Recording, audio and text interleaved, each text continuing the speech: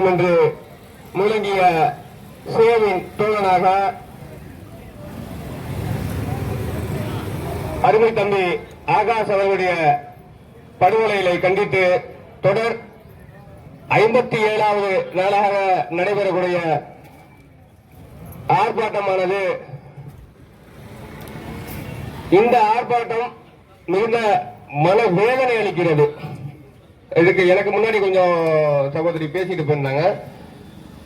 ஆதிக்கத்திலையும் சரி அதிகாரத்திலையும் சரி நம்ம இன்னும் நகராத இருக்கக்கூடிய காரணத்தினால்தான் இந்த சாதிய படுகொலைகள் எல்லாம் நடந்துகிட்டு இருக்கு அப்படின்றத நான் உணர்றேன்.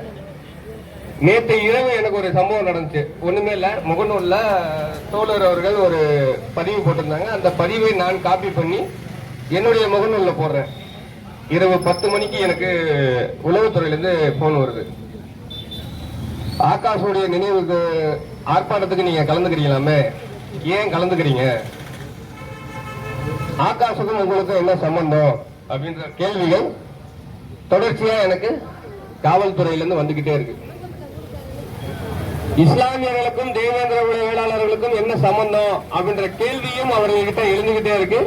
குறிப்பா காவல்துறை பொதுமக்கள் கேட்கிறாங்களோ இல்ல அரசு அதிகாரிகள் கேட்கிறாங்களோ இல்லையோ தவிர உளவுத்துறையும் காவல்துறையும் இதை தொடர்ச்சியா கேட்டுக்கிட்டே இருக்கு. நான் உங்ககிட்ட ஒரே ஒரு பதிவு தான் பண்ண விரும்புறேன். நான் ஏற்றுக்கொண்ட மதம் தான், மார்க்கம் தான் இஸ்லாம். அதுக்கு முன்னாடி நான் பல்லனாக பறையனாக இருந்தேன் அப்படின்றது எனக்கு தெரியாது.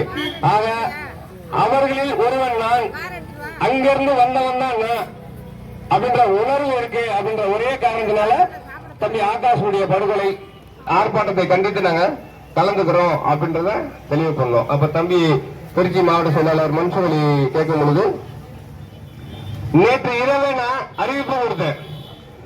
வருகின்ற 11ஆம் தேதி திங்கட்கிழமை திருச்சி மாவட்ட ஆட்சியர் அலுவலகம் முன்பு அகில இந்திய வர்ணவாதி மக்கள் கட்சியின் சார்பாகவும் தமிழ்நாடு இஸ்லாமிய தேவேந்திர குல வேளாளர் மக்கள் கூட்டமைப்பு சார்பாகவும் மாபெரும் தொடர் ஆர்ப்பாட்டம் நடத்தும். ஆகாஷுடைய படுகொலைக்கு நீதி வழங்கும் வரை தொடர் ஆர்ப்பாட்டம் நடத்தப்படும் அப்படின்ற அறிவிப்பும் காவல்துறைக்கு நான் நேற்று கொடுத்துட்டேன். அதனால இங்க சாதியாக நீங்க பிரிஞ்சிருக்கீங்க, என்னவா வேணா இருந்து போங்க, ஆனா உங்க சாதியை அரசியலாக மாற்றி இருக்கீங்களா அப்படின்ற கேள்வியை ஒவ்வொருத்தரும் நீங்களே நமக்குள்ள கேட்க வேண்டிய கேள்வி இருக்கு. அதிகாரமாக நம்ம இது வரைக்கும் நகர்ந்திருக்கோமா? நம்மள யாராவது ஒருத்தர் அதிகாரமாக அரசியலாக நல்ல வலுப்பட்டு இருந்தோம் அப்படின்னா இந்த 57 நாட்கள் ரோட்ல உட்கார்ந்து போராடக்கூடிய சூழல்ல நம்ம இருந்திருப்போமா? அப்ப நமக்காக நாம் குரல் கொடுத்துட்டு இருக்கோம். ரைட்டு, நம்ம எல்லாத்துக்காகவும் சட்டசபையிலும் சரி அரசு அதிகாரத்திலும் சரி அரசு அலுவலகத்திலும் சரி யாராவது குரல் கொடுக்க போறாங்களா? அப்ப அந்த அளவுக்கு நம்ம நகர வேண்டும். அரசியலாக நம் சமுதாயத்தை நகர்த்த வேண்டும், சமூகத்தை நடத்த வேண்டும், சமூக அரசியலை நம் மக்கள் மத்தியில கொண்டு போய் சேர்க்க வேணும் அப்படின்ற புரிதலோடு தயவு செய்து எல்லாரும் கொஞ்சம் சிந்தித்து செயல்படணும் அப்படின்றதுதான் நான் சொல்லிட்டு இருக்கேன். ஏன்னா வர எல்லாமே வர தோழர்கள் எல்லாம் எல்லாருமே திட்டுங்க. ஆனா எஸ்பிஐ ஏன் திட்ட மாட்டீங்க, மாவட்ட ஆட்சியரை ஏன் திட்ட மாட்டீங்க, தாசில்தாரை ஏன் திட்ட மாட்டீங்க? குண்டாஸ் போடணும் அப்படின்னா தாசில்தாருடைய கையெழுத்து வேணும். உங்க மேல 110 போடணும்னா தாசில்தாருடைய கையெழுத்து வேணும். உங்க மேல என்கவுண்டர் போடணும்னா கூட தாசில்தாருடைய சிபாரிசு வேணும். இவ்வளவு இருக்கும் பொழுது ஒரு லாக்அப் டெட் பண்றாங்க அப்படின்னும் பொழுது லாக்அப் டெட்டுக்கு தாசில்தாருடைய, கலெக்டருடைய, எஸ்பியுடைய ஒத்துழைப்பு இல்லாமையா இருக்கும். அதை யாரும் நம்ம ஏன் கண்டுக்க மாட்டேங்கிறோம்? ஏன்னா இன்னும் நம்ம அரசியலா பயணிக்கிறோமா, அதிகாரமா பயணிக்கிறோமா, அரசியல் புரிதலுக்கு வந்துட்டோமா அப்படின்ற கேள்வியே நம்ம கிட்ட இருக்குல்ல.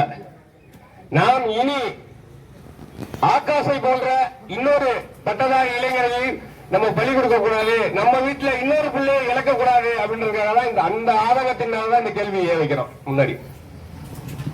அதனால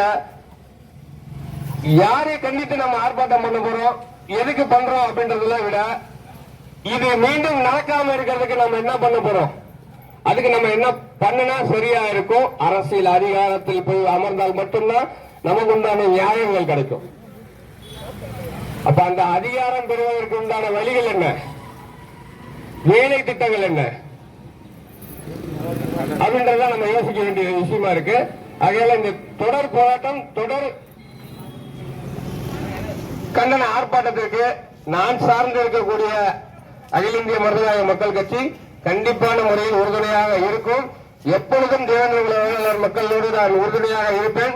என் உயிர் போகும் வரை அவர்களோடு தான் இருப்பேன் என்பதை இந்த தருணத்தில் உறுதியாக தெரிவிச்சுக்கிறேன். இரண்டாவது, அரசியல் அதிகாரம் கண்டிப்பா வேணும். ஒரு படத்துல சொல்லுவாங்க ஜெயிச்சிருமாரா அப்படின்ற மாதிரி நான் உங்ககிட்ட கேட்கிறேன். தயவு செய்து சொல்றேன், அரசியல் அதிகாரத்தை வென்றுங்க மக்களே. அதிகாரம் இல்லாத ஒரு வர்க்கம் மண்ணுக்கு கூட லாய்க்கு இல்லை அப்படின்றதுதான் அவங்களுடைய சிந்தனை. தயவு செய்து சொல்றேன், அதிகாரத்தை நோக்கி நகர்ந்துருங்க மக்களே அப்படின்றதான் என்னுடைய வேண்டுகோளாக வைத்து எனக்கு வாய்ப்பளித்த அத்தனை தோழர்களுக்கும் இந்த போராட்ட குழுவினருக்கும் நன்றியை தெரிவித்துக்கிறேன். நன்றி.